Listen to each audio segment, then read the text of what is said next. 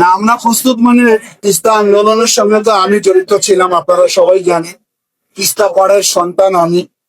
আমার জীবনের বেশিরভাগ সময় তিস্তা পাড়ে আমার শৈশব, কৈশোর, যৌবন এই বয়স কেটে গেছে। তিস্তার কান্না আমাকে যেমন সব সময় আবেগ আপ্লুত করে তুলতো, সে কারণে আমি এই আন্দোলনে সম্পৃক্ত ছিলাম। আমার সঙ্গে আপনারা গণমাধ্যমে যারা কাজ করেছেন তারাও জড়িত ছিলেন।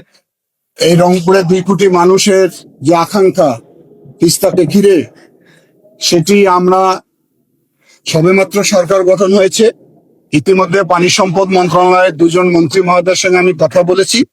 তারাও বলছে যে এ ব্যাপারে তারা কাজ করছে।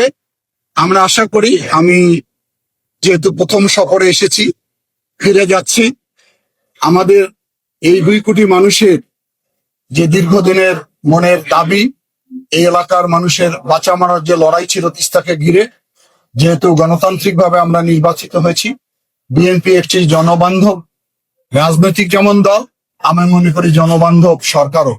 সুতরাং জনগণের এই দাবিকে অবশ্যই আমরা অগ্রাধিকার ভিত্তিতে যত অল্প সময়ের ভিতরে এটি বাস্তবায়ন করা যায়, সে পদক্ষেপগুলো সরকারের পক্ষ থেকে অবশ্যই গ্রহণ।